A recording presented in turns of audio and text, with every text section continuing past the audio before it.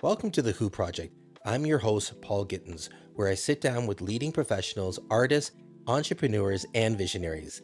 Each share their definitions of success, past and present, how they differ, if at all, and what milestones they've set for the next chapter of their lives.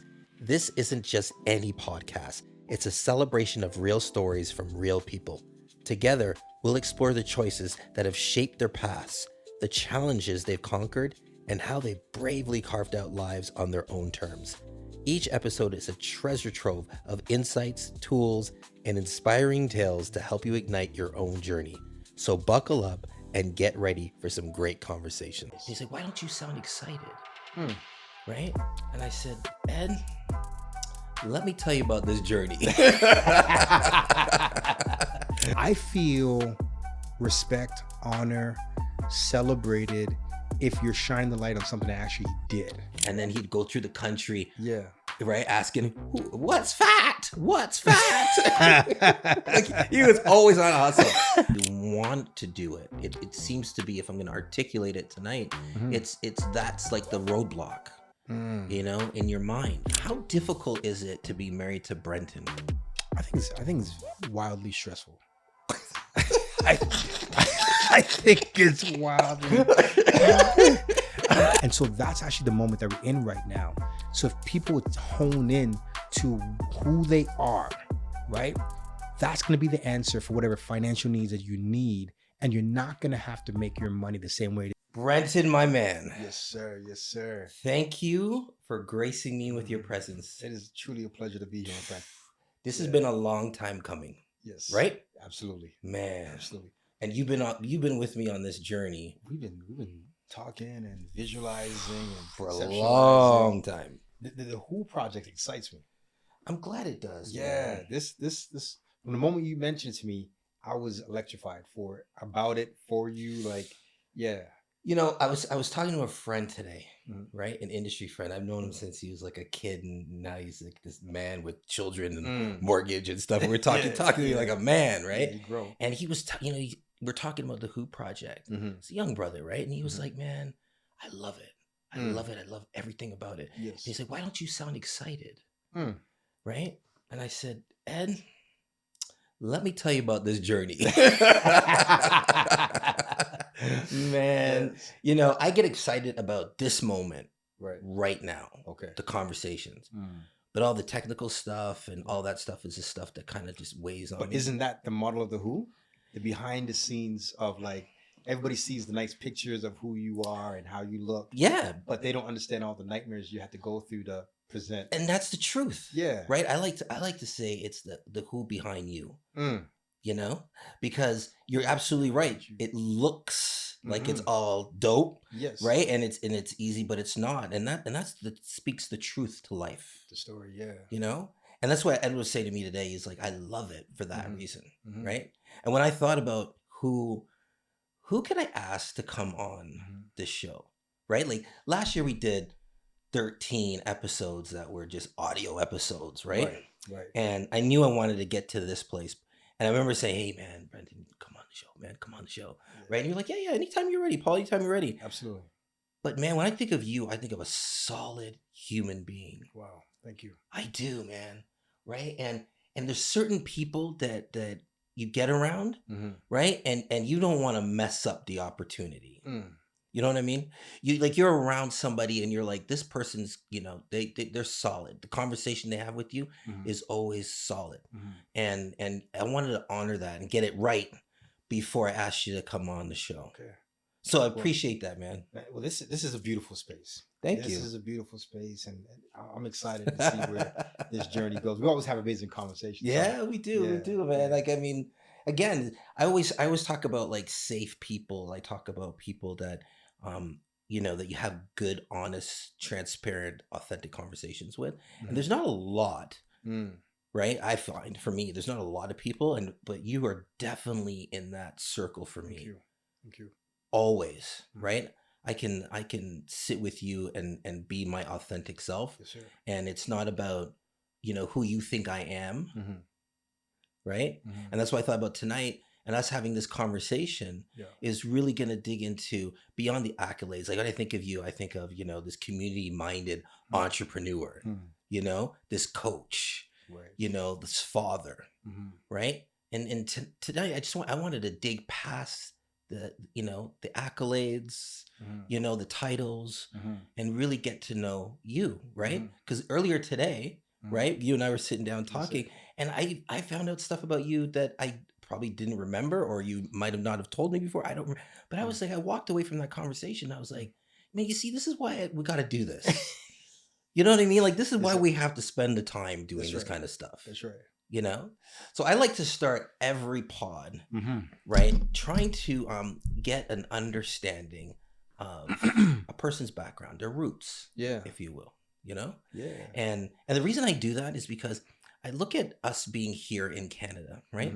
And Canada is only 158 years old. Yeah, baby. It's a baby. Yeah. Right? So think about, the generations of how many generations you can have actually Canadian, right? And then I think about, the journey of so many first and second generation Canadians and, how long they've been here and where they came from and why their family came. Right. And I think it's the thread that makes us have something in common. And it's the thing that we should all never forget, right? We all came here for a reason, or our families brought us here for a reason, whether you were born here or not, right? Our families came for a reason. Right. So I'd love to hear, your story. You started talking about today, like I said just now, about Barbados and, our ancestry, our Caribbean ancestry there, right? How it started off with your family in Barbados and ended up in Trinidad. But tell me a little bit about that. And then more importantly, like who came here and why they come here and when they came here. Yeah. So I come from a very huge, when you think about like the big black cookouts. All the family reunion kind of thing. That's my family. Really? Yeah. So like on my mother's side, she's one of 10. She's the last of 10. My dad's side, he's the second born of 10.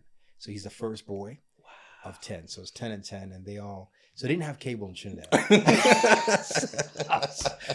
so having babies is a thing. I tell you, man. And my grandmother, she's one of 13. Yeah, You're so not playing right now. The reproductive system is good in the family. Wow. Unfortunately, I dropped the ball. I only got 2 kids.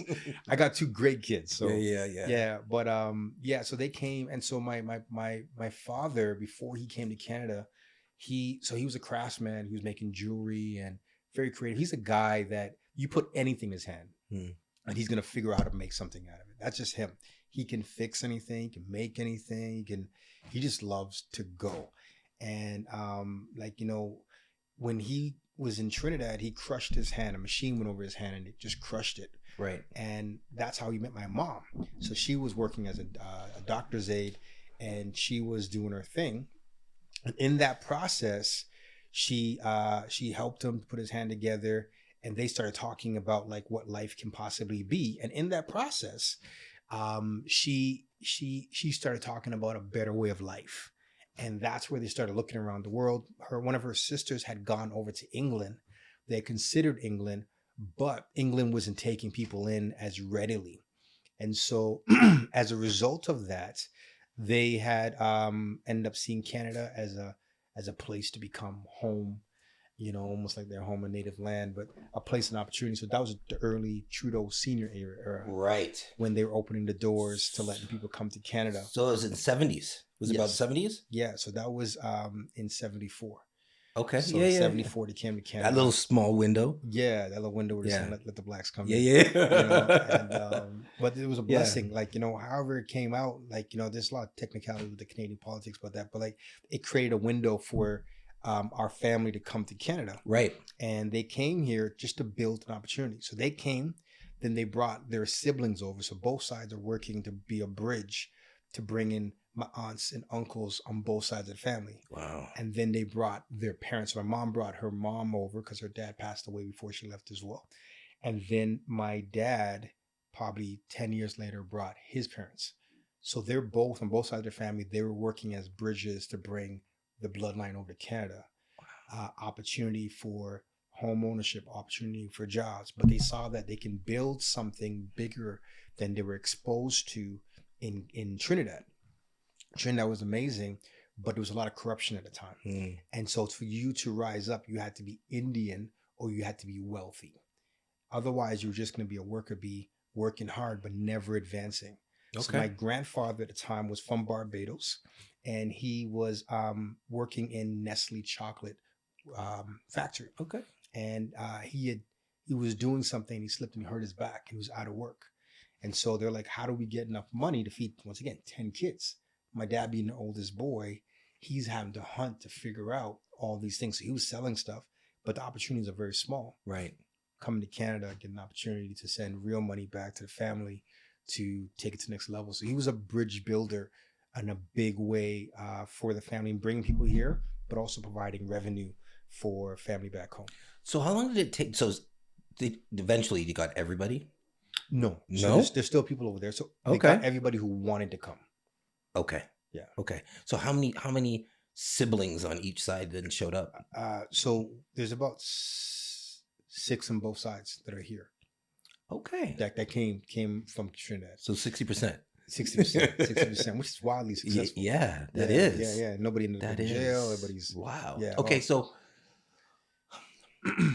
was it the older ones that stayed, or is it the younger ones that came? No, it was a mix. Mixed bags. Yeah. Okay. So everybody has had like their own life vision, and so I haven't had a conversation with all of the aunts and uncles. I'm only pretty close with most of them that are here.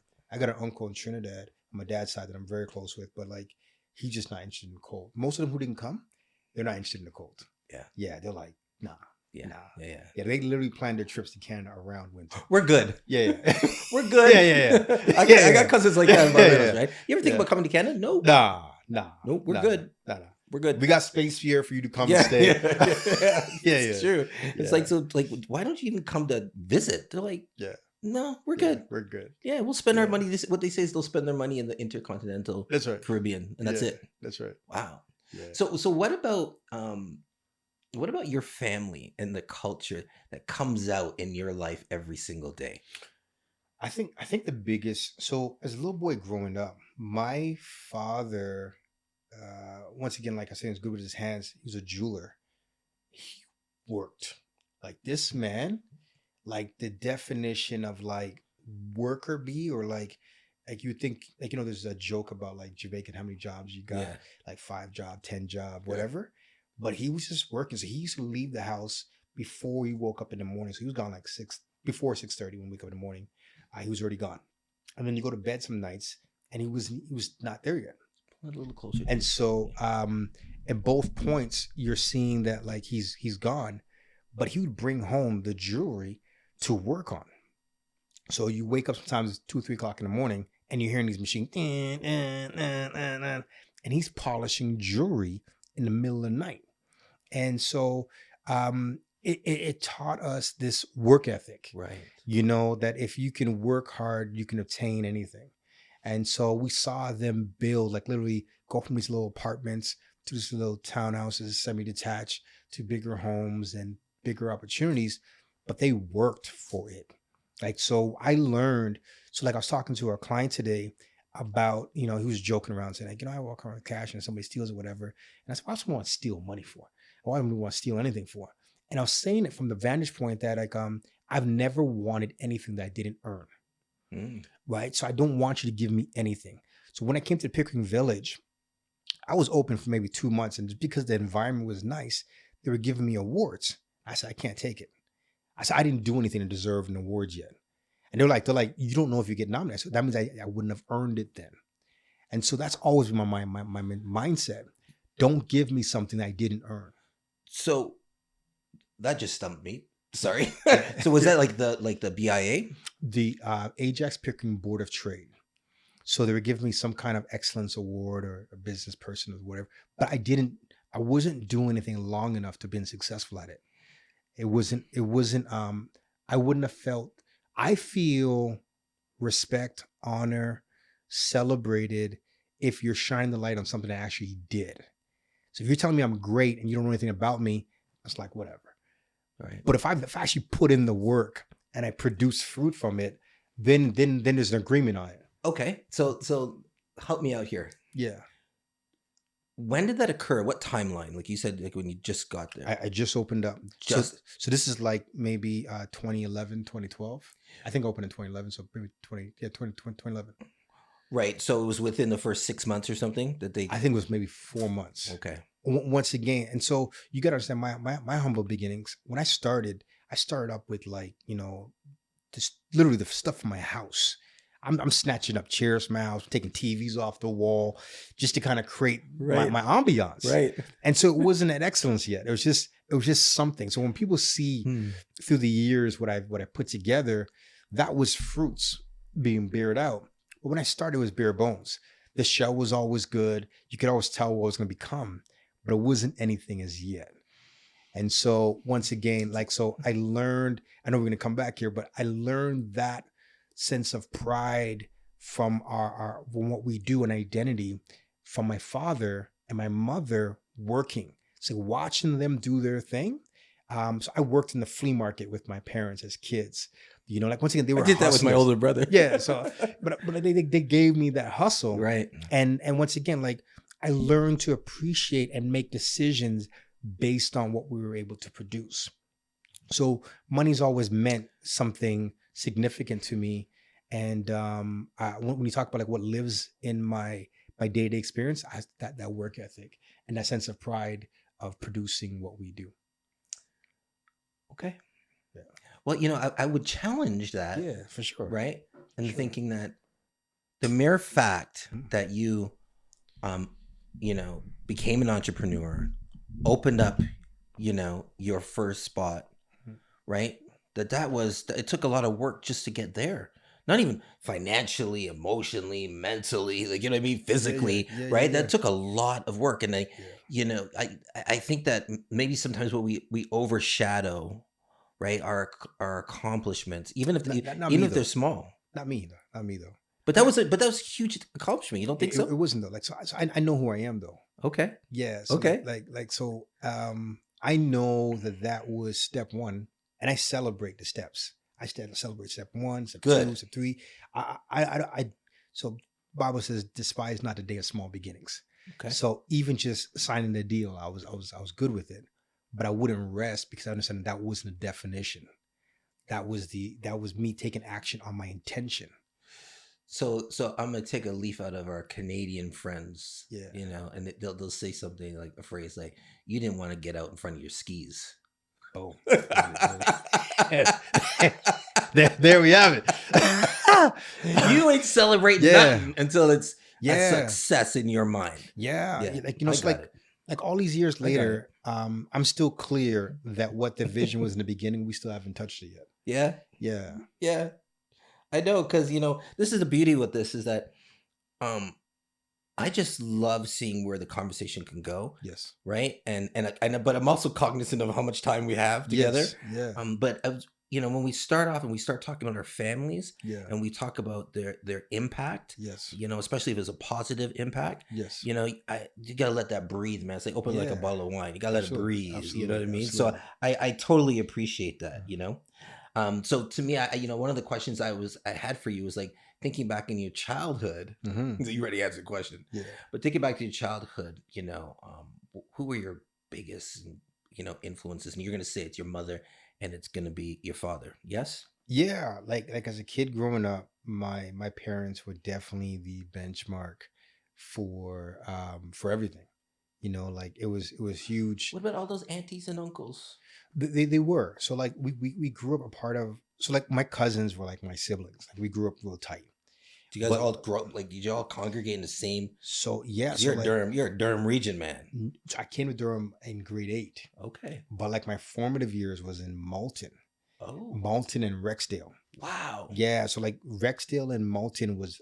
I had Malton, Rexdale, and Jane and Finch for right before I came to Ajax. And during those stints, we're always around aunties, uncles, and cousins. That's big. And you know why I say it's big? Because, people in the West don't really come to the East, and people in the East don't really come to the West, right? So that must have been really big decision for your parents to make? So I don't know what the process was, but I know them. Like, they've always been visionaries. They've always been people who dreamed and would explore opportunities to do something. Once again, like, entrepreneurship through many different forms was taught to me through them. Got it. So where a lot of people wrestled with becoming an entrepreneur, I wrestled with considering a job, right? So so they never formalized business, but they've always been doing their own thing.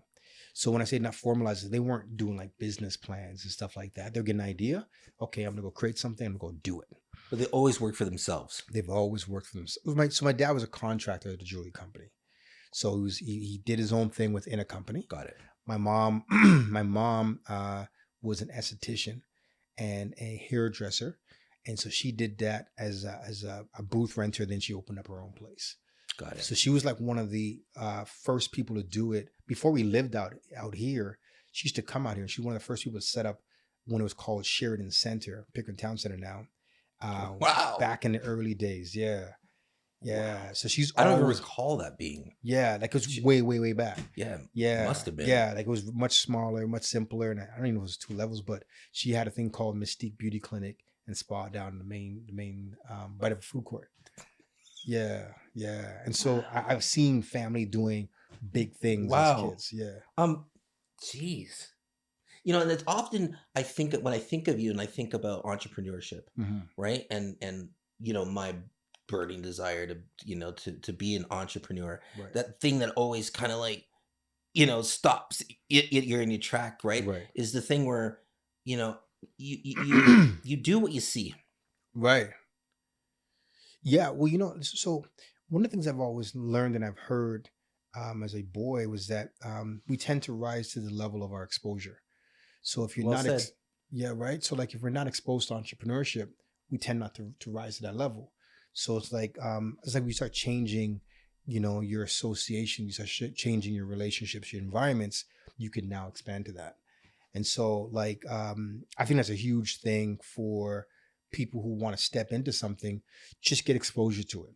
And you start realizing that although it seems so complex from across the table, as you get close, you start realizing that it's the same thought process I've been using, just in a different format. You know, the experiences you have as a child, right?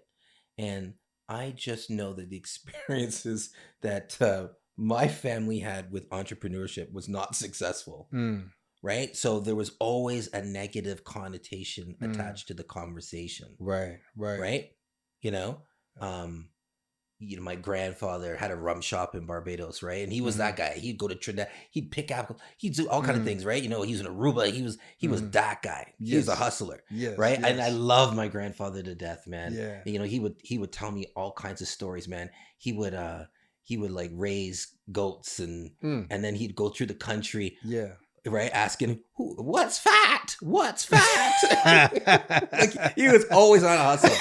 And even coming to this country, you know, in his 50s, it's huge, right? I'm from England. Yeah. From Barbados to England. You said he came here when he was 50? In his 50s. Wow. In his 50s. That's hard. And worked 2 jobs. And you remember Honest Eds, right? So Honest Eds, right? So Yeah. he would always have his summer hustle. During the entire year. Yeah. Right? He'd get a barrel. Yeah. Go to an Honest Ed. Yes. And he'd buy all kinds of stuff, ship it. And when he got to Barbados, my man was on a hustle. Boom. Selling. Yeah. Making his money, making his ends. That. Yes. Right? But my mother always was like, you know, you grandfather had to leave Barbados because he owed people money for the rum shop and all kind of, you know what I mean? Like all this kind of stock, right? Yes. And so you always kind of looked at it like, man, maybe this is just not the thing for us. Right? As much as you want to do it, it seems to be, if I'm going to articulate it tonight, it's that's like the roadblock, you know, in your mind. But how about reframing it? Go on now, coach. Maybe it's that he didn't have the right people around him because he was the visionary, he was the hustler, and he didn't have the administration behind him. Right. And so like in this generation, we're fortunate because a lot of the tools makes it a lot easier to be an entrepreneur now than ever before. So that kind of leads me to my next question with you, right? yes, you had that foundation, right? And yes, you were going to go off and do this. Right. But, who was your safe person that you leaned on when you needed the guidance, when you were going through that? So are we talking about this chapter of entrepreneurship with Alleyne's? Oh, we got more. Well, Yeah. okay, So, well, so, peel so, it back, so, bro. yeah. Peel it back. So I've Take me on the always, journey. Yeah. So I've always been an entrepreneur. I'm telling the half truth. So for most of my journey, I've been an entrepreneur. So I started out when I was 13. So I moved to Ajax in grade 8. Okay. And a new friend of mine had got a horrible haircut. And he said, "Listen, your mom does hair. You must be able to do a better haircut than what they've done for me." And I'm like, sure. Grabbed the clippers and started up doing my thing. And At 13. At 13. You came to the suburbs. I came up from, At 13 years old. Yeah, so I came out here and I had like this confidence from Toronto. Sure. I can Yes. do anything out here. What's gonna happen? This guy Who are these kids? Yeah. This is just super, super prideful. But the journey left me through at the end of high school. I opened up a store on Harwood called Prominence. And so Prominence was like that. You talk about your grandfather. I totally identify with his journey. Like I was hustling. I was jumping in my car. So what happened? I was at Seneca College.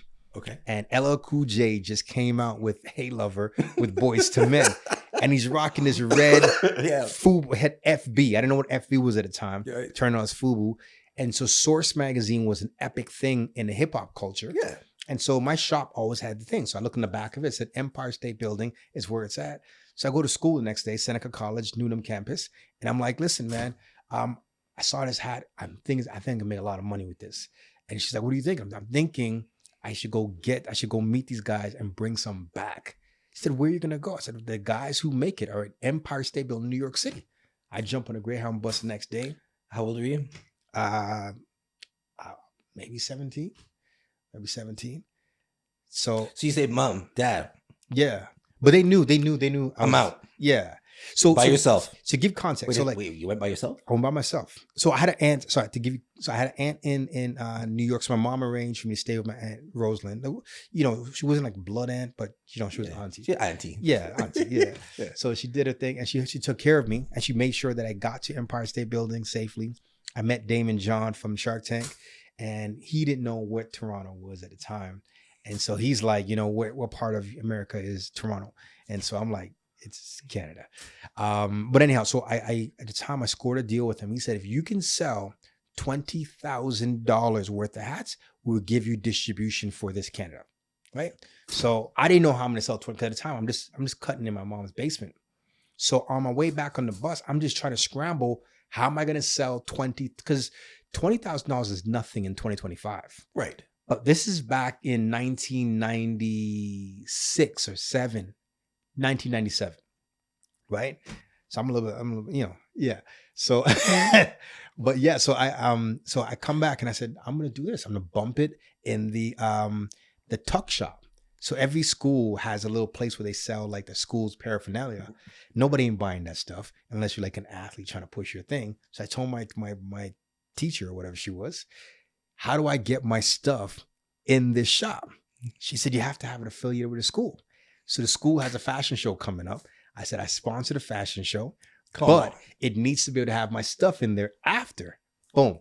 Tutus, it's in there. And I said, how do I get it? So now I'm thinking, how do I get into all these schools? So I start setting up at these schools all across Ontario, from Windsor to Kingston. I'm going school to school. And it's easy because you're young. And all these schools have a lot of women, so you're incentivized on many levels. You're making money.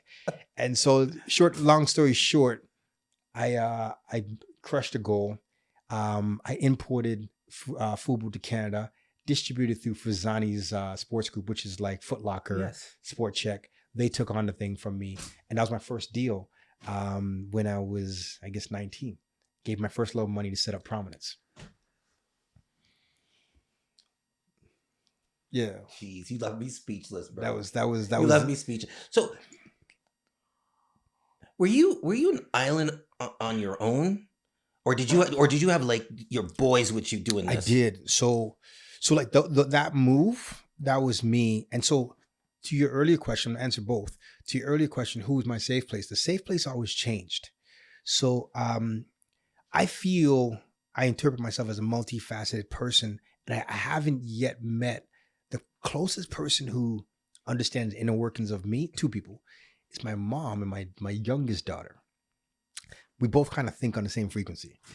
And so for the most comprehension, when I say something, if I'm having a wild idea, they catch it way quicker. Like my daughter's always kind of been able to catch the crazy of dad. Okay. You know, my wife tolerates me. You know, so but at that time, my homeboy Magic Warren Alfonso was that guy who got it, who got me. And he helped to, like when you talk about administration, he wasn't administrative, but he served in that capacity in helping to ground the ideas. So he wasn't doing like paperwork and stuff like that, but grounding it and say, yo, man, we should have meetings. And the crew, it was called Prominence. The crew, like we were like the guys, we thought we were like a hip hop group, bunch of pretty boys, don't know nothing but the street. But we were rocking gold chains with this. So L Cool J inspired us. We weren't smart enough to realize it, but the gold key that we wore on our chest. So we had this diamond out key on our chest for prominence, and it meant to stand out and above. And so there's about like 10 or 12 of us in our prime or whatever, but we moved heavy. So in the early days, I would go on adventures and stuff like that because everybody had their other jobs they were doing to handle their responsibilities because we're all just kind of building our lives and becoming young men. But yeah, there was a squad, there was an army of us. And, you know, it was always like Brenton and them boys and this and that. And so that was how the journey really started leveling up. Wow. Yeah. So you didn't know any of this. And we know each other. Yeah. Well, because I tend not to, I struggle looking back. I don't tend to spend. Yeah. Oh. Yeah. Okay. I'm always like where are we going? Where are we now? And where are we going? So like once I'm like, so when I'm saying goodbye to something, I usually don't say the word goodbye, but I take time to sit in it. And then once I'm done sitting with it, I'm good. So the chapter is over. You're moving on. Yeah. Like what was I supposed to learn from that? Do you think that there's strength in looking back and seeing where you came from? There's a great book that I'm sure I've told you about. Dan Sullivan's The Gap in the Gain. Yeah. Right? Yeah. Right? So like when you think about your gain, right? You have to think about where you started and where you are now, right? But that, so for me, to me, that inventory is supposed to happen while I'm closing off that chapter. And so the journaling, the processing, all that's supposed to happen while we're closing that up. And then I kind of trust that it's going to speak to me as we move forward. Yeah. Man, I'm still trying to figure this brother out, man. Because I mean, like, few people stump me. Yeah. And you stump me just the way your mind works. Yeah. It's both a gift and a challenge. Yeah. Yeah. Like, I hear you, and I'm processing what you're saying, and I'm like, man, like, you've done a lot of things. Yes. And you did and every time I talk to you, you're doing something new. Yes. That's why I said it's a gift and a challenge. Right? Yeah. So I'm gonna switch gears because you said something. You said my youngest daughter gets me, my mom, and my wife tolerates me. How difficult is it to be married to Brenton? I think it's wildly stressful. I think it's wildly. I'm sorry. Yeah, I think so. Is it because you're always onto something new, right? Or you're trying to figure out something to move keep moving the ball forward? I think it's because or you just have this enormous penchant for like creating and risk taking. That's what I see. I think everything. I think all of the above. I think like I have an appreciation for what is, but I'm hungry. And I struggle to answer this question when I think of you. Are you hungry because it's about money, or are you hungry for purpose and contribution. Yeah, it's purpose and yeah, so it's realization of the intention what I was sent here for. So I'm very so whenever I get into trouble, whenever something's not working out, I always go back to the why. Like what are we doing here? It's never a question of like where's the money. It's a question of if I find the purpose, it'll produce the money. Like, and that's the one thing I think that anybody who supports me, from my wife to anybody, they know that I'm always looking for how do we realize the purpose out of this. So that's the compass at all times. So of course there's going to be peaks and valleys. Yeah. There's going to be wins and losses. Yes. It's wins and lessons. Oh, say that one more time. Wins and lessons. All right, preach, brother. Yes, sir. Yes, sir. Preach. Yes, sir. Well, you know, they can be lessons if you learn from them. Yeah. Yeah. Right. Well, that's why it's so important to frame it through that lens, because if you're only viewing it from what you've lost, you're not sticking around usually to learn from it. And so when I was talking about, you know, when you're saying goodbye to something, taking the time to sit in it so you can take what needs to be taken from it and you can close the door on it. Because without processing it, you don't benefit. So I believe that God gives us everything for the betterment of who we are. So we're so concerned about what we're gaining or what we're losing. I'm not concerned with either of them. Are we growing through this? Are we becoming a better expression of who we are through this? Without that, it's all net neutral. So like I go through life, and once again, I'll jump back real quick to when they were giving the award very early. I'm not moved by somebody saying how great you are or how horrible you are. I'm trying to learn, why would you say that? Great, what did you see? And when you said that was how horrible, what did you see? Because I believe that there's truth in both. Right. They were celebrating, when they celebrated with the award, they were celebrating that I did something that was difficult for most. But that wasn't my job though. So once again, like if you're gonna deposit something into my life, it has to be part of my story. Right. So I don't believe in just doing things for the sake of doing it. We have to realize the purpose for why we set out to do it in the first place. You know, I had I've spent a lot of time thinking about over the number of years, and, you know, purpose, success. Yeah. Right. So when I thought of success, I thought it was, you know, societal and family norms, right? To drive that external validation. Right. Right. When I hear you speak, it seems like you have your internal, you know, not your validations. You're not looking for external validations. No. You're driven by something very, very different. Yeah. Would you say that's what makes you, like, you're one of a kind, of that uniqueness about you? Do you see it that way? I don't know if I've ever thought about it in the sense of if it's uniqueness or one of a kind. I think because of my purpose, it's front of mind more often than maybe most. So I'm going to answer this.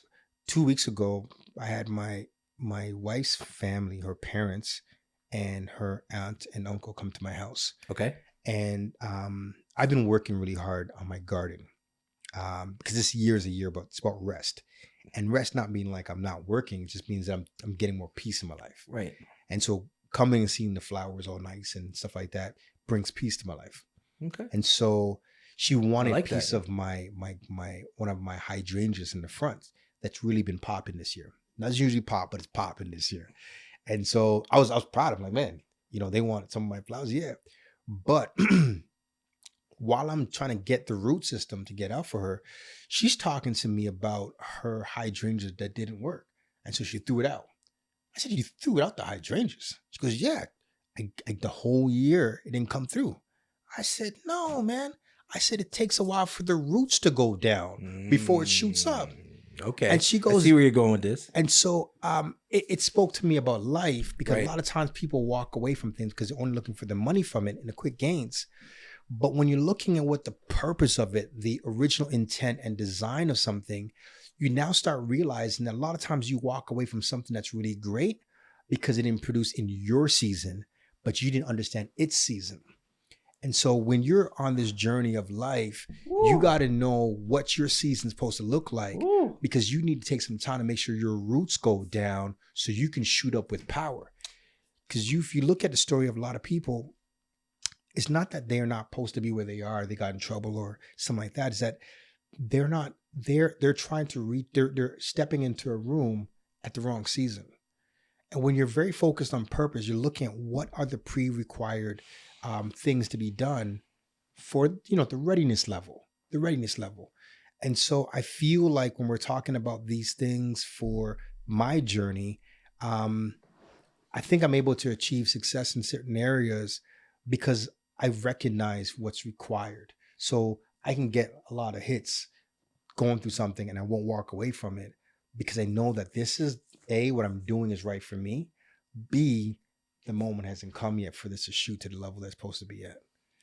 So then, how do you define it? How do you define success? How do you measure it? Yeah. Oh, so success. Yeah. Success to me is the alignment of what I believe God said about this situation, the circumstances, and my capacity to deliver on that. And so if I'm able to let's say, for example, I feel like I was supposed to go and build this grooming company, right? And so this grooming company, I know that the first level is starting with me barbering. Second level is me coaching and consulting. Third level is me creating a product line. Fourth level is me buying some property and creating the master center of it all.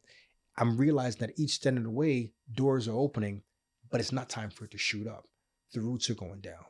And so when I look at what success is, it's being able to connect the important dots to the moments in our lives.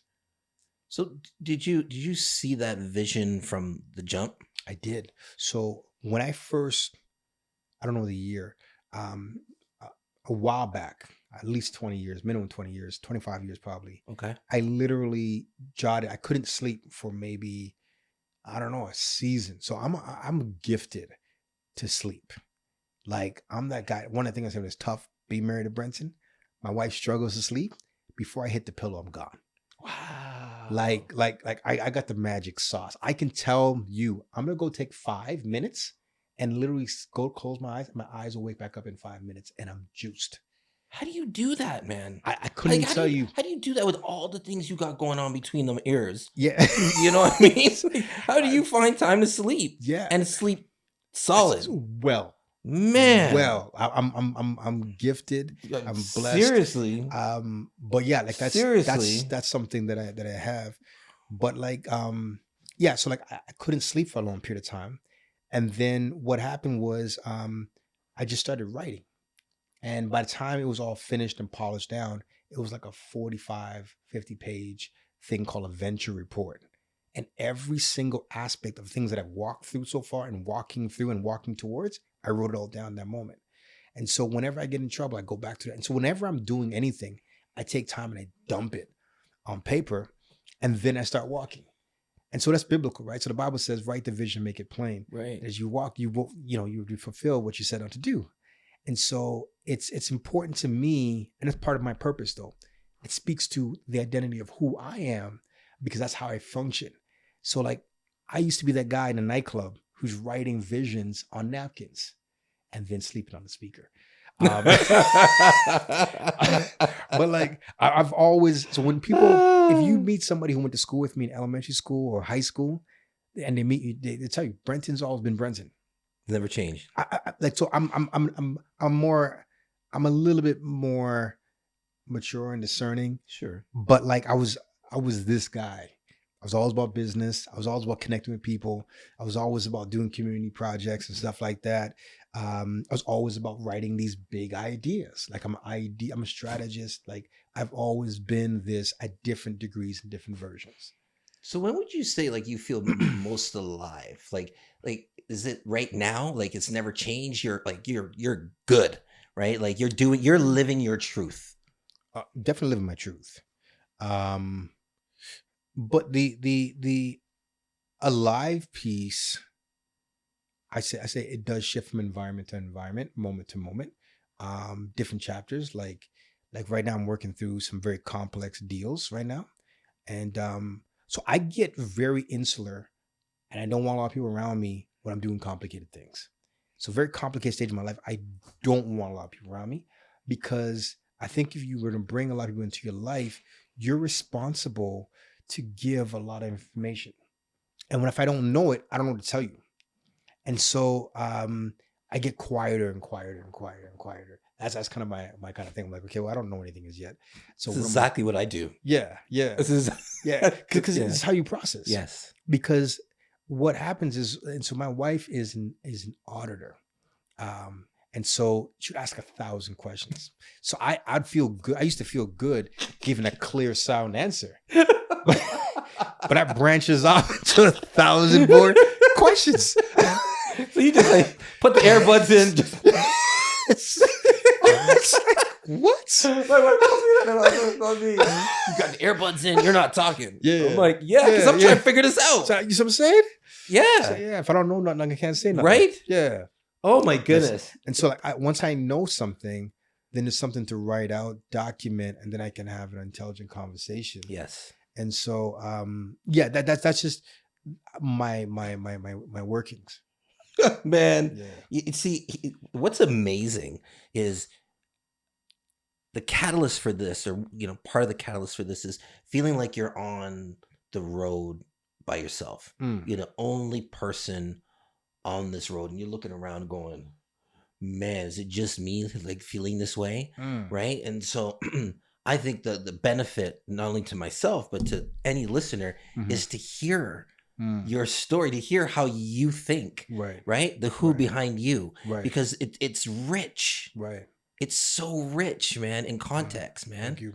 Yeah, it is. And it's a beautiful thing, because I think that there's somebody that's going to watch this or listen to this that's thinking about doing something, has this drive, internal drive, right? And something may be holding her or him back, right? And to hear, how you go about it, they could maybe find similarities in themselves, and if not, strength, in just hearing your story.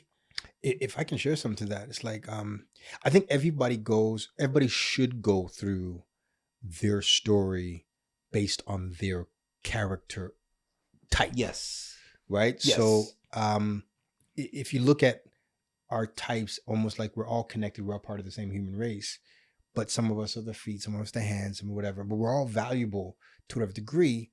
So you may not identify with a guy who's very visionary oriented like myself. Yeah. But what it is that you have to have the courage to trust who you are. Fair. Right. And so it's like when I would speak to, so I've talked to you many times about wanting to mentor people. And so it's like, I feel like the world has changed so much over the last few years. The way that we would mentor now needs to be different. Being able to provide lessons is always going to be the constant thread. But helping people to understand who they are is so pivotal, because most people feel lost in this moment. Sure. But being who you are in this moment is more important than it's ever been. So the rise of technology gives the resources, the opportunities to empower us to be the best versions of us like never before. Sure. And I think you're alluding to AI and the power of technology, right? Absolutely. Yeah. Absolutely. Yeah, 100%. But I still believe that there's a human element, and that because we're pack animals, we need to feel like there's something that we have in common, and that we can move together, right? So to me, but that's actually my point, though. My point is that because there's so much, so a lot of us, because like I was talking about from the beginning, I was talking about the fact that, this work. Right. So most people, so when you look in our communities, a lot of the gaps that hindered the gains came from because most people went missing in action when they went to work. So now optimizing these tools allows people to be more present if utilized well. And so that's actually the moment that we're in right now. So if people would hone in to who they are, right, that's going to be the answer for whatever financial needs that you need. And you're not going to have to make your money the same way it is. So I don't know the formula for everybody. I tell you, if you check back with me in 6 months, I'll tell you I got the blueprint for me that I can leverage to everybody else. Yeah. Check back with me in 6 months. Yeah. Because right now, I'm breaking some codes right now. I know you are. Yeah. I know you are. Yeah. I'm breaking some codes right now. you know, people, I see it. You're probably, one of the few people that I talk to that seem to just have it. Like, you just know who you are, Mm. 100%. Yes, sir. And that, to me, it's kind of jarring because Mm. so many people that I talk to Mm. uh are lost, right? And I'm trying to pull out, like, man, was this some kind of special DNA Ah, mix, man, that or is this something that, is part environment, part DNA? I think I gave you a huge part of it Yeah, before. yeah, yeah. When I was telling you But about the fact that when I'm closing a door, I take time to look back, take time to process, because everything that we walk through, every relationship, every work, recreation, it speaks to us and it speaks about us. There's a wake after we leave, and yes. so I've experienced a lot, and I experience a lot in every calendar year. Mm. And looking back over these things, I keep seeing the same mark, right? So when I keep looking back at a relationship I left, or a business I created, or a partnership I did, I'm getting clearer understanding of who I am, and I've accomplished enough, and I failed at enough to understand me.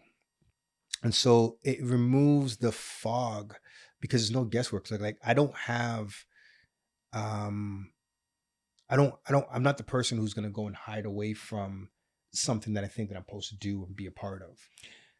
It's okay. Seriously, I Mhm. get it. It sounds great, and I can intellectualize what you're saying. But Sure. how do you deal with actual failure? Like, when it happens, and you tell me, yes, I sit in it, I process it. But Okay. like, how do you recover? Has it ever gotten so bad that you were like, shit, I don't know how I'm going to recover from this Oh man. financially?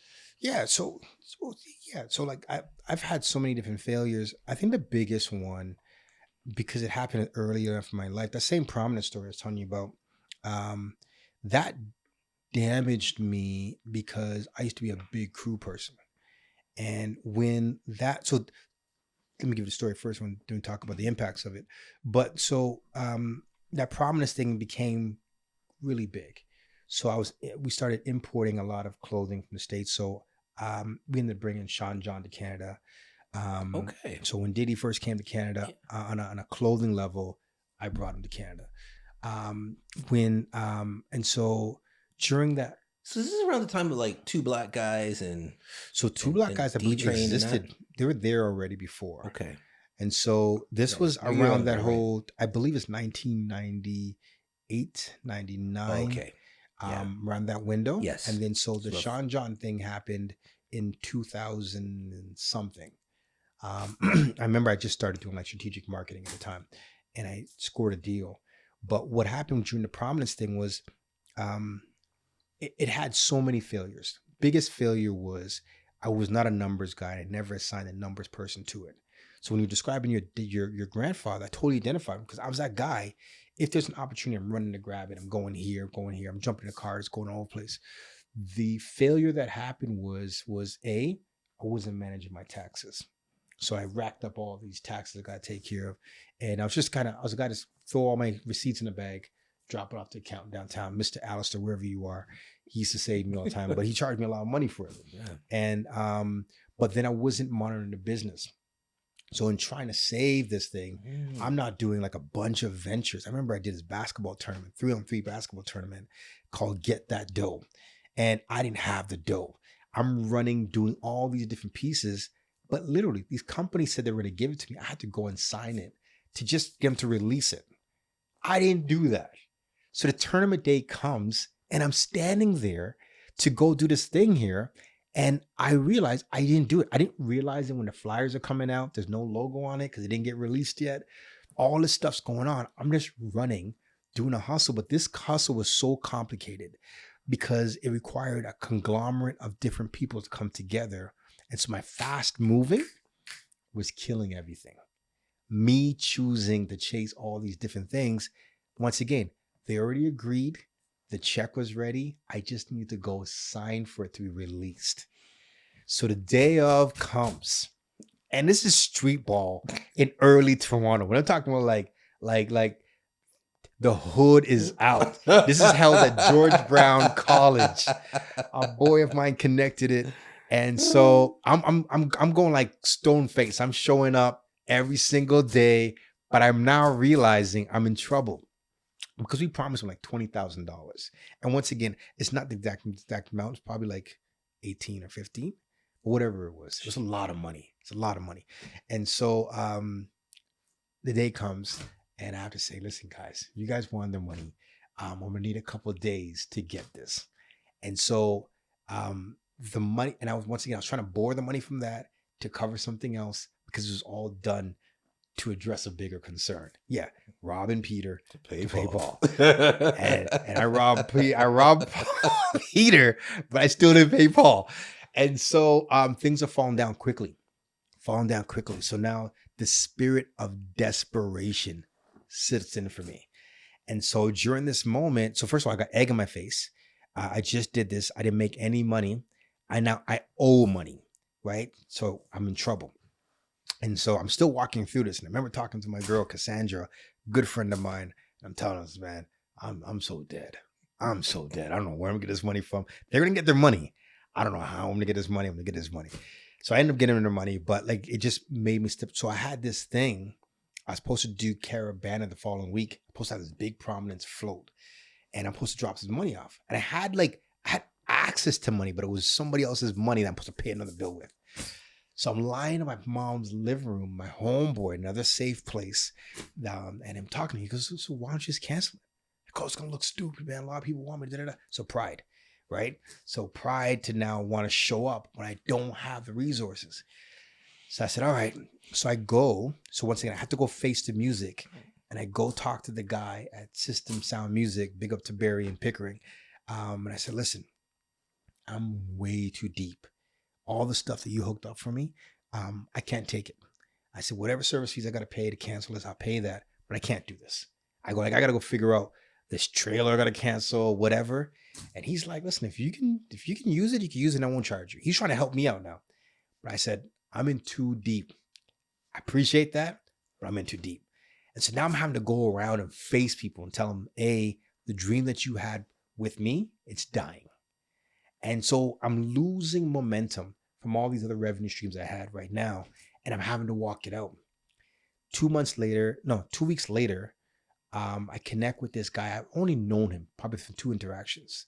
And he's like, yo, I heard you in trouble. I can help you out. Da-da-da. I said, yeah? And he said, yeah, I'll help you out. So this guy connects with me. And he's like, yeah, we can partner. I'm going to inject some money into the business and stuff like that. So he moves. He said, listen, but where you're set up right now is not safe. And the reason why he says not safe, because I had been broken into like 4 or 5 times, which is what put me in a downward spiral. I'm trying to get out of it. I got robbed the first 2 times. And because the other ones happened so quick, the insurance canceled me. And so I didn't have inventory. So now I have all these commitments. I have no inventory, no insurance to recourse. I'm trying to thing, whatever. And so I'm out here drowning. But part of the thing about me is that I'll keep moving. So I'm not going to sit here and just cry. Right. I'm going to get up and I'm going to keep walking while I'm crying. So I'm like, I'm crying for sure. But I was moving through it. And then during that thing, I'll never forget it because my daughter's birthday, I found out that this guy, so I'm going to kind of double back. So in whenever 9/11 was, I think it was whatever 9/11 was. So 9/11, I went away to kind of clear my head because I was just overwhelmed. Because that was the same summer. The summer before 9/11 was when this Get That Dough tournament happened. Okay.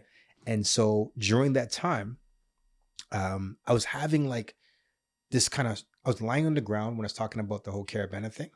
Because during that time, I was going through this kind of anxiety thing. Like I couldn't move. I was stressed out and I was just getting overwhelmed. So a good cousin of mine said, listen, let's go to Barbados. He has a place in Barbados. I got a lot of connections in Barbados. Let's go hang out in Barbados. And we're down there. But while I was down there, while the planes were crashing into there, my business in the backdrop was being snatched from me. He's holding meetings and he's changing the paperwork. So it still said, let's say it was called Prominence Inc. He called it Prominence 1, 2, 3, 4. And so the papers that I'd signed on Prominence Inc., he didn't use those. He used another one and just did it without me. And so I moved my whole company over to his building that unit that he was in charge of. And so I'm now operating under this thing, thinking I'm operating a business, but I've been iced out. And so he had it there and did his thing, whatever. So I lost the company in a thing, in a whole partnership deal that was done sloppy. And I said it was important piece that I said was the spirit of desperation came in because I didn't vet it. I just said, yo, you can help me. Let's go. Right. And so because I felt like I was such a people person, I'm just like, yeah, you want to work with me? Let's go. Of course. So do you think you were chasing intensity? Like there was the thrill of the deals. Absolutely. I love doing deals. I loved doing deals when I was younger. I think when I was younger, I really loved making big things happen. Right. I was really good at it. I was really good at making like complex things easy. So the lesson learned out of this, right, is you had to understand process, right? You had to understand business from a different, you had the creative side, you had the hustle side. You just needed to figure out like how to be more buttoned down, if you will. Yeah. You think? Is that my right? Is that the right assessment? Well, so the lesson I took from that whole tobacco. Trust no one. Yeah. Yeah, like stand on your strategy. Okay. Like. But you have to have one. So for the business operating, I had it, but when I got in trouble through the break-ins, I started to get desperate because I'm like, man, okay, fair. My legs came out, and I was like, okay, well, I need money. I need money. And I wasn't willing to accept that I lost it. So like he made it official, but the moment I didn't have a legitimate way to work through those robberies, the business was over. Right. And I was just treading water, but I wasn't mature enough to accept that. And so I kept on just going. So like, especially as an adult. So he was like 10 years, 12 years, maybe 15 years older than us. But like adult perspective, watching young people, you can see when somebody's dead in the water. You can see that. Like they may not accept it, but you can clearly see. Yeah, you just took advantage. Yeah. And so he exploited it. And that's being savvy. That's in business what you do. But what happened was it changed for a season, it changed me. So like I kind of went through like a dark phase where I wasn't interacting with nothing. I was just kind of, I bought a place downtown. I was just kind of hanging out down there, and I didn't want to interact with everybody. I didn't trust nobody. I didn't want to deal with anybody, and just kind of, yeah, it was just. Well, how did you recover from that? God, man, and I think finding my faith with God started the process. I think walking it out, learning to understand, like you're saying, taking time with things, not wanting it so bad. So when you want something so bad, you don't see what you're blind to, and so that's what was really the big thing. Is like, why did you want to go do so bad? So, man, I didn't want it to fail. Do you think you had something to prove? No. I was clear. It was, once again, like, so if you were around back then, I'd already proven everything. Like I was so, like, the prominence experience was so strong. There was nothing to prove, but I was very young, and I felt that I was invincible, and so I shouldn't be falling, right? So like that failure shouldn't be happening, and it shouldn't have happened, but it had to happen because I wasn't following the strategy. I wasn't living true to the design. So when you start living out of the design of who you are, you can only fail. So answer me this question then. Was that the reason then you decided to shift gears and get into the grooming business? Or is there a period of time in between that I'm missing? Yeah. So when that failed, I went and started doing strategic marketing. So I went to Seneca College to do international business and marketing. And so my teacher that was there that helped me to get into the FUBU stuff, whatever. She was Stories. she was teaching me international business.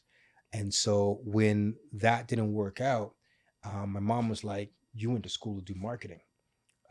Go do that." And so I built a thing called Alleyne's and Co. strategic marketing firm. Started doing consultation with different kind of companies all over the place, and then it got me to buck onto S Curl company and the barbershop Ice Cube barbershop movie. Got it. Okay. And then the vision for this grooming started coming alive. But like what was really driving the grooming angle was just seeing a lot of us hitting intersections in our lives, and we weren't prepared.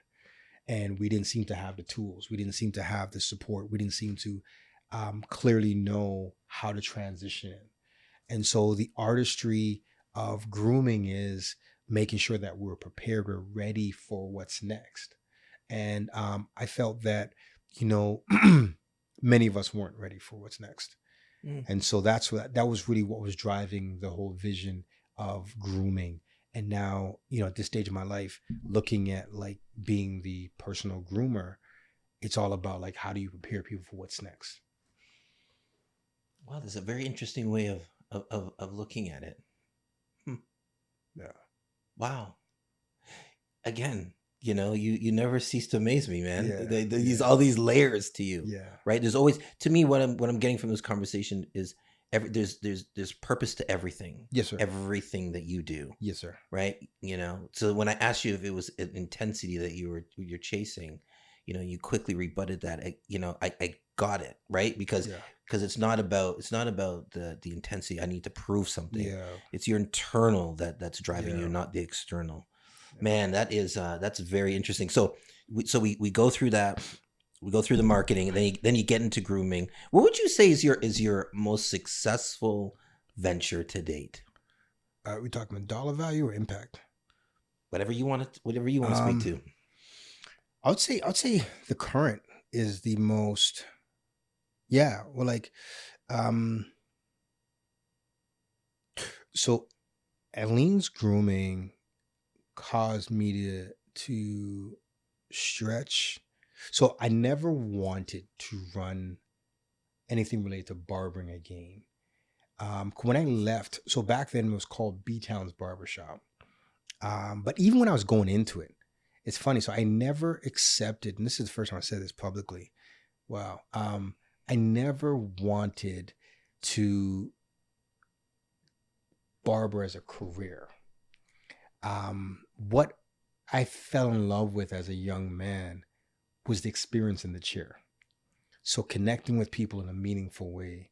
I've always fell in love with that. Like, one of the most rewarding things for me is seeing people like evolve into what it is that they're doing. That's magnetic to me. Like seeing guys who came into my shop when they were single, and then they meet the girl and they marry the girl, to buy the house and have the kid, and like the kid grows up and they're off to university. Like, those things are like the greatest compensation I ever get in my entire life. And so I've increasingly fell in love with it through the years.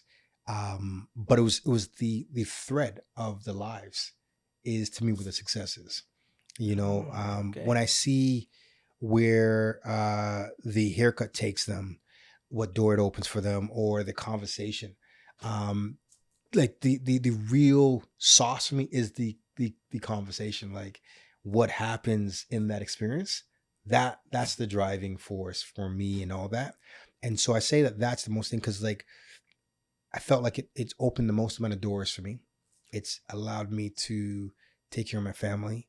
It has provided all kinds of treasures along the way, but like the enriching journey and the growing up of Brenton and Alleyne happened in that chamber. And you've done so much more. Yeah. With that, right? It became your foundation. Yeah. And then you start building. My man's like buying things and doing things, and going into real estate and all kinds of stuff that you've done and you continue to do. Yeah. And that's what makes me, attracted to your energy or your frequency. Yes. Right? Is because it's not one dimensional, right? It's not like this is it. This is my hustle. This is all I do. Yeah. Right. It's like you're always thinking, you're always doing. Yeah. And I've been watching you, your venture into real estate, right? And I've watched you go from like, where you were to you buying the building, right? And having tenants and doing all of this stuff. So when I look at you, I go, wow, like, you are much more than Brenton, the business owner of Alleyne's grooming, right? Yes, sir. And you continue to push yourself forward and propel yourself forward. So, Yes, sir. I mean, you're a great role model, not only for, your own family, your own people, but just a person in the community, right? We don't have a lot of, when you think about us out here in Durham, right?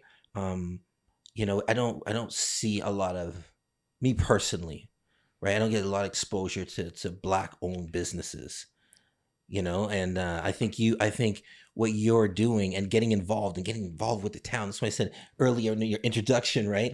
That, you're community minded, right? Yes, as far as your business and doing stuff for the community, throughout the year. So I don't know, you tell me, but I don't see a lot of that happening, I think it happens more than we speak about, and I think you use the key word exposure. Okay. So the challenge with a lot of people who are doing stuff, they're usually busy doing stuff, and so it's hard to see. And that's why I was saying, and I need to find the language to articulate it. But like, I really authentically believe that right now, it's the best moment for allowing a lot of guys who are doing what we're doing, that are typically behind the scenes, to be visible. Yes. Because come on the show. Yeah. Come on the show. Yeah, absolutely. I think a big reason for it is just that, like when you're busy, when you're serious about what you're setting out to do, you don't have the time to do that. But I think right now, we're cultivating the right infrastructure that allows everybody to be present. Right. And I really want people who are listening to embrace technology for the realization of who you are. Yeah. So like, that's what's really driving me. So my next level, and we're going to introduce that a little bit further, but like, is really about personal grooming, and not from a haircut perspective, but developing the unique identity of who we are as people. Because that maze, when I was talking about the testing phases I was going through with the wins and the losses, it's really, I know how to extract my mindset from a success and a loss. I'm able to extract my persona from that. I can measure the degree of my gifting, my skills and abilities, my talents that are being utilized in every given situation. And so I can tell if I'm rightly aligned in this or not, if I'm here too soon or if I'm here too late. So what are you saying, Brenton? Are you saying that, this is the next Brenton Alleyne, venture? It's not a new venture. It's something so my Experiencia company, where I believe you're aware of, that's what it's all about. And so I've been working feverishly for the last 2 years building this, but it's just like certain things weren't ready at the time. But I'm clear now with a lot of the models that we're working with right now. This is the moment to unlock us as people. So tell us what it is. So I gave you as much as I could share publicly. Yes. Yeah. So all right, fair enough. It's really just about people development. Okay. Yeah, it's just about people. So when do you think you're going to be at that place to come back in September? September. Yeah. Oh wow. Okay. Yeah. We're here. Like. Okay. Yeah. So like the last few years, I've been working. Well, yeah, I know you've been working on some stuff. Yeah. So you're there. Okay. Yeah. So it's just, I say that to say that like I believe that if we embrace the technology around us right now, the human connection you're talking about, it's more possible than ever before if you use it as a tool, not as a weapon. So it becomes like a weapon when you use it to kind of, instead of doing your own writing, you just kind of muddle it up together. Instead of doing your own vision casting, but when we pour the best of who we are through that, it just takes it to the next level. And so once again, I'm gonna get the verbiage and the vocabulary so it transfers understanding. But I really believe that this is the moment that if we embrace it, we're going to become so much more powerful. And the sooner we embrace it, we're going to become more powerful. Well, I know you are an early adopter of AI. Yes, sir. You've Yes, been sir. using it for a minute. Yes, sir. Yes, sir. Right. And we had a conversations about that. Yes, sir. So I'm excited to, for you to come back and tell me some more about this. Yes, sir. Yes, sir. You promise me you will? Absolutely. Absolutely. Well, you know me, man. I'm rocking with you. So, man, I want to know what you're up to, because I mean, I kind of know what you're up to, but I want the world to know what you're up to. Yeah, thank you. Okay. Yeah. All right. So we're at this place now. We've been kicking it here for a minute. Yes, sir. Yes, sir. Yes, sir. And this is what I love about it too, because we could just go. Yeah. We could just riff. Yes, sir. Man, and you're such a good conversationalist. I like to wind down. When I wind down, I have what I call rapid fire questions. Yeah. Right. And it's trying to leave it on a lighter note, because we went through some heavy stuff, and you were really transparent tonight, Yes, man. sir. And I Yes, sir. appreciate that. Thank you. I really do. Thank you. Because that shows a lot of strength in who you are, Hmm. and the person that you are, that you can speak to it, Mhm. speak to the peaks and the valleys. Yeah, Yeah. absolutely. Yeah. Yeah. Okay. So here we go. Ready? One word that sums up this season of your life. Ooh, I say rest. Yeah. This season is rest. I'm not wrestling with any of it. I'm just like I'm trusting God more. I'm literally getting more rest.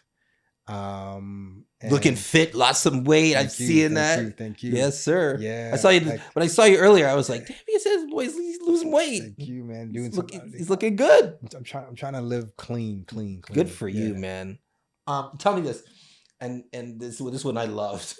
This one I loved. Tell me the song that you would put on repeat and play forever. I think when I think about that, I wrestle with two things. So the song that I've always played forever already, Okay. is Big Daddy Kane, Ain't No Half Steppin'. Okay. Yeah, Big Daddy Kane has Alright. always been like that iconic artist. But the song talks about standards, talking about values, and talks about like being who you are, and whenever I think about Kane, I think about like the strength, about the leadership, about the culture, about making sure that you're doing things the right way. Yeah. Okay. Yeah. So you told me you've got 2 kids, Yes, I do. right? Girls, boys? 2 girls. 2 girls. Yeah. So tell me something. What would you want them to remember, something you've told them, right? And that they just should never forget? Something that I've told them to never forget. You never want them to forget it. Yeah, that regardless of what they do, regardless if they win or they lose, I'm always gonna love you 100%. That you are loved regardless of what is happening in your life. You can bank on that never ever changing. Daddy's got you. Yeah, I like yeah, that. Yeah, I like that. Yeah, like I think it's so important. Tell my girls that like I want you to be be so strong and courageous that you break the glass ceilings that people put around you. And then I want them to be as bold in their failures as they are in their successes. I don't want them to ever cower in any moment. So no moment should change the stature you stand in this world. Love that. So like That's powerful. yeah, it's so important for them. That's powerful. Tell me a place that you want to visit that you haven't visited before. Japan. Why?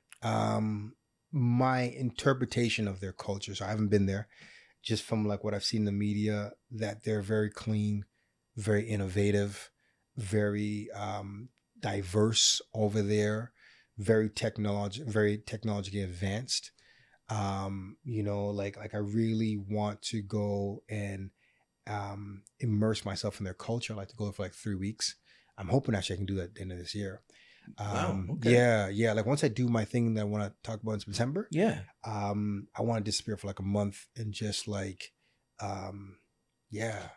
take it in and just, like that's to me, Japan has always been that thing, and it's been calling me all this year. Wow. Yeah. what are you most proud of, Hmm. that you've accomplished in your life thus far? Um, I think I'm most proud of the kids that I'm raising. The, I was talking to my youngest daughter, and she's a beautiful mind. So like her beautiful mind is not our doing. She came like that. And it's clear. Like she's a kid, things that she would say, we didn't give it to her. She came like that. That's how was her Right. packaging. We've just stewarded over it. But like her sense of wanting to help and make an impact with who she is in the world, it humbles me. It humbles me because it's yeah, like sometimes when we were young in our marriage, we would be tagging along through different things we're doing at church or community, and we felt like we're torturing her, but it was creating an appetite to meet that. And it's like it's a common thread. When I look through my whole career, I was always drawn to the people and how do I help to play a role in their journey. And it's always a compass for me. Like so like from the outside, some people they can't see the threads of what I'm doing. But for me, it's super clear. Super clear. And to see that, before she's choosing compensation, she's choosing value to be donated. And so how do I make that deposit? And so hearing that, I'm saying like, if I disappear, and I always talk that language to them, I'm like, if dad disappears, I can walk outside and kill it, get somebody could disappear me in a second. And I try to ground them in the reality that like nothing's promised to us. Like there's no guarantee that I'm going to be here tomorrow. So if there's some kind of love I got to give you, I got to give it to you today. If there's something that I have inside of here, I need to leave it all here today. And so that's actually my mode for living. But to see that she's grabbed that does something to me. And you don't see yourself in her? I do. Mm-hmm. So I see that she grabbed the hunger through the process, through the shaping, through the other things. But I also respect her uniqueness that she just came to the table with. She's like 2.0. She's 2.0 for sure. Yeah. Like she's very, very, very dope. And like she's always been like a young old person. Like this person who's been here long before. She's always, as much as she loves her peers, like if she's out of get together with a bunch of kids, she's gonna run around because she's curious of the adventure everybody's going on, but she's gonna gravitate back to where the old people are. Wow. And she's always understood. So like grown people talking at the table, and some adults are missing it, and she's laughing. She's like, "Oh, he's saying this, da da da." Like she makes connections like this. Like she can connect what's going on, and it's like it's over people's heads, or it's below their whatever they're at. But she just knows how to level set and read what's happening and tune in at a different degree. It's incredible. Wow. Yeah. Wow. Last question. Yeah. At the end of this journey where you talk about, right? Mm-hmm. Like I could disappear. Yeah. At the end of your journey, how do you want to be remembered? Man. I think so. When I think about legacy, I think about how I'm living right now. I think about my day-to-day, day in, day out. And I want people, when I talk about like, once again, through this conversation, I'm talking about like, my goodbyes and all that. That's the reason why I'm doing the sitting it and processing it.